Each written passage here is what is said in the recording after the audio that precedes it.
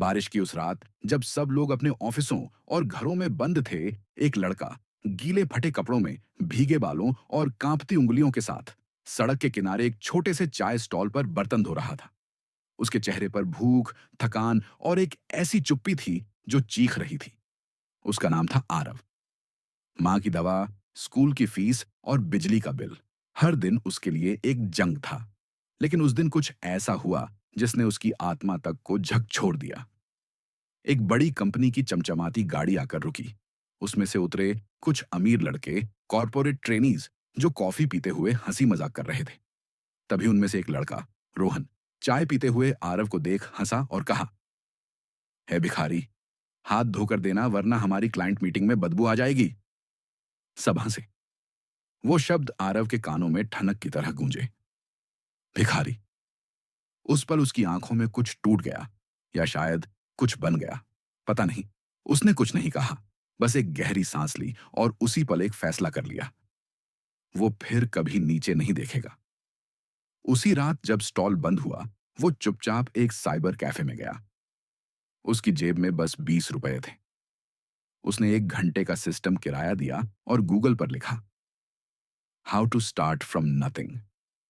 वही रात थी जब आरव ने अपने पहले फ्री ऑनलाइन कोर्स में दाखिला लिया। वो न डिग्री वाला था, न अंग्रेजी जानता था, न कॉन्टैक्ट्स थे। सिर्फ एक जिद थी जो उस तानों से पैदा हुई थी। अगले 3 साल उसने चाय बेचते बेचते पढ़ाई की, कोडिंग सीखी, डिजिटल मार्केटिंग सीखी और एक फ्री वेबसाइट बना दी, युवा शक्ति, जहां गरीब छात्रों को ऑनलाइन स्किल्स फ्री में सिखाई जाती थी। धीरे धीरे उसकी वेबसाइट वायरल हुई, लोगों की जिंदगियां बदलने लगीं और उसने एनजीओ से फंडिंग हासिल की। उसी रोहन की कंपनी, जिसे उस रात चाय देने गया था, एक दिन उस युवा शक्ति से पार्टनरशिप मांगने आई। लेकिन आरव ने साफ कहा, हम समाज बदलने आए हैं, माफी नहीं मांगने।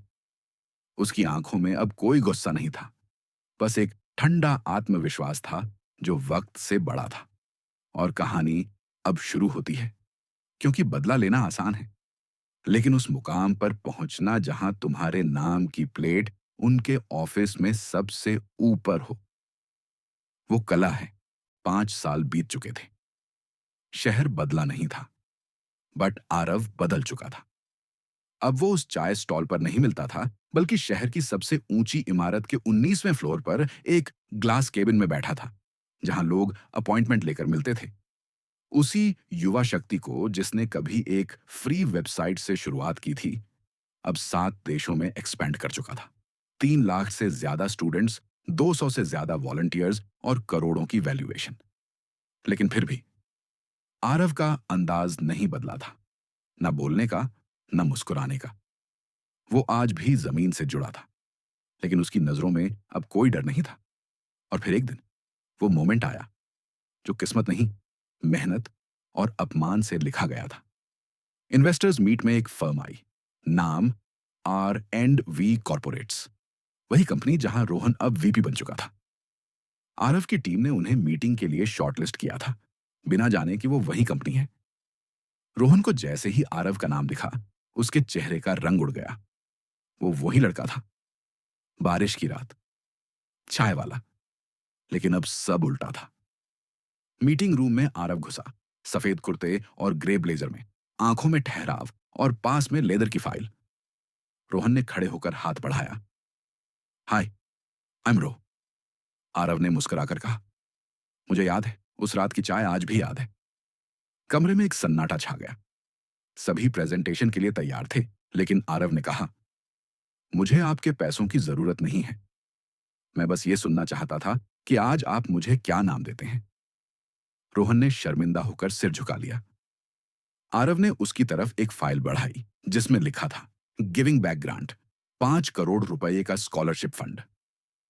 ये फंड उन बच्चों के लिए है जिन्हें तुम्हारी तरह के लोग ताने देते हैं। हम उन्हें शिक्षा देंगे, ताकत नहीं, समझदारी देंगे। और वो मीटिंग वहीं खत्म हो गई। कोई सौदा नहीं हुआ, लेकिन एक इतिहास रच गया। उसी रात आरव छत पर बैठा था। दूर आसमान में वही तारे चमक रहे थे जिन्हें कभी उसने भीगते हुए देखा था। लेकिन आज वो तारे भी जैसे उसे सलाम कर रहे थे। बारिश के बाद की सुबह थी। एक आम दिन, लेकिन एक अनाम इनविटेशन के साथ। स्कूल के डायरेक्टर साहब ने खुद फोन किया था। आरव जी, हमारा वार्षिक उत्सव है। चाहेंगे आप बतौर चीफ गेस्ट आएं। हमारे स्कूल के कई स्टूडेंट्स आज आपकी वेबसाइट के जरिए इंटरनेशनल स्कॉलरशिप्स जीत चुके हैं। आरव कुछ पल चुप रहा। उस स्कूल का नाम सुनते ही उसके अंदर कहीं कुछ कांप गया। वही स्कूल जहां उसकी पहचान सिर्फ चाय वाला का बेटा थी, जहां उसे फ्रंट सीट पर बैठने नहीं दिया गया था। फिर वो दिन आया। स्कूल की सजावट हो चुकी थी। पूरा स्टाफ लाइन में खड़ा था। बच्चे तालियां बजा रहे थे और सामने गेट पर एक ब्लैक बीएमडब्ल्यू रुकी। ड्राइवर ने दरवाजा खोला और आरव उतरा। ब्लैक शेरवानी, गले में इंडियन एंटरप्रेन्योर अवार्ड का बैज और आंखों में वही पुरानी आग। लेकिन आज वो गुस्से में नहीं था, गरिमा में था। हॉल के अंदर आरव को माइक दिया गया। आरव सर, प्लीज बच्चों को मोटिवेट कीजिए। आरव ने माइक लिया और कहा, जब मैं इस स्कूल में पढ़ता था तब मुझे पिछली बेंच दी जाती थी, क्योंकि मेरे पास जूते नहीं थे। मैं क्लास का सबसे खामोश बच्चा था। लेकिन आज उसी खामोश लड़के की आवाज सुनने के लिए आपने माइक दिया। यह बदलाव किसी चमत्कार से नहीं आया। ये आया हर उस इंसल्ट से जो आपने मुझे दी। आज मैं आया हूं बच्चों को यह बताने कि अगर तुम्हें कोई छोटा समझे तो उसे छोटा दिखाने की जरूरत नहीं, खुद को बड़ा बनाओ। पूरा हॉल तालियों से गूंज उठा। प्रिंसिपल, वही जो कभी आरव को इग्नोर करता था, उसने स्टेज पर आकर माफी मांगी। लेकिन आरव ने सिर्फ इतना कहा, आपका शुक्रिया। अगर आपने मुझे नीचा ना दिखाया होता तो मैं इतना ऊंचा ना सोच पाता। उस शाम की तस्वीर वायरल हुई। The boy who was once ignored by his school returned as chief guest. बाहर निकलते वक्त एक बच्चा भाग कर आया। बोला, सर, मैं भी आपकी तरह कुछ बड़ा बनना चाहता हूं। आरव झुका, उसकी आंखों में देखा और बोला, बेटा, खुद पर यकीन रख, बाकी सब मुझ पर छोड़ दे।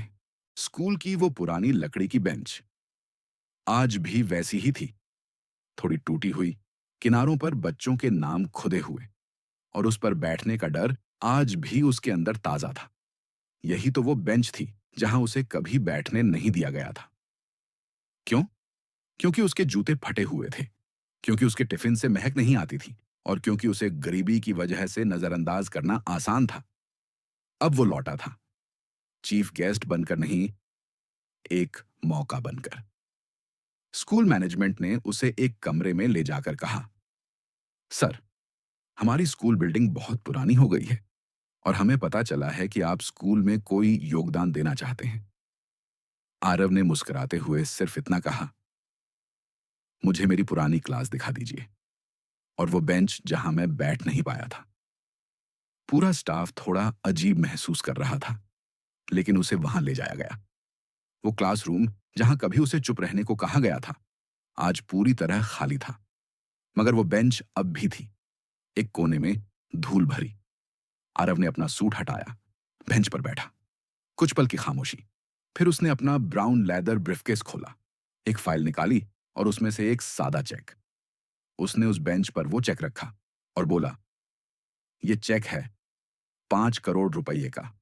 इससे नए school building, smart classrooms, scholarship fund और हर उस बच्चे के लिए जूते खरीदने होंगे जो मेरी तरह कभी नंगे पांव आया था। वहां खड़े टीचर्स की आंखों में आंसू थे। आरव ने कहा, मैं ये पैसा उस अपमान के बदले नहीं दे रहा। मैं ये पैसे उन बच्चों के लिए दे रहा हूं जो आज भी डरते हैं, अपनी आवाज से, अपनी पहचान से। अब कोई बच्चा ये महसूस न करे कि वो कम है। फिर वो उठा और बेंच की ओर देखकर बोला, अब तुम सिर्फ लकड़ी नहीं, मेरी पहचान हो। इस सीन की तस्वीर सोशल मीडिया पर वायरल हो गई। जिस बेंच से उसे उठाया गया था, वहां से उसने दूसरों को खड़ा कर दिया। वो रात थी जब शहर की सबसे बड़ी बिजनेस समिट हो रही थी। हर चैनल, हर अखबार, हर कॉरपोरेट लीडर वहां मौजूद था। और उसी स्टेज पर कैमरों की लाइट्स के बीच आरव खड़ा था, एक नया मिशन लेकर, एक नई सोच लेकर। सामने बैठा था स्कूल का वही प्रिंसिपल जिसने कभी उसे उसकी जगह दिखाने की कोशिश की थी। अब वही आदमी पहली लाइन में बैठा था, तालियों के बीच। आरव ने मंच पर आते ही सिर्फ एक सवाल पूछा, किसी बच्चे को आखिरी बार आपने कब सुना था, बिना जज किए हुए? सन्नाटा छा गया।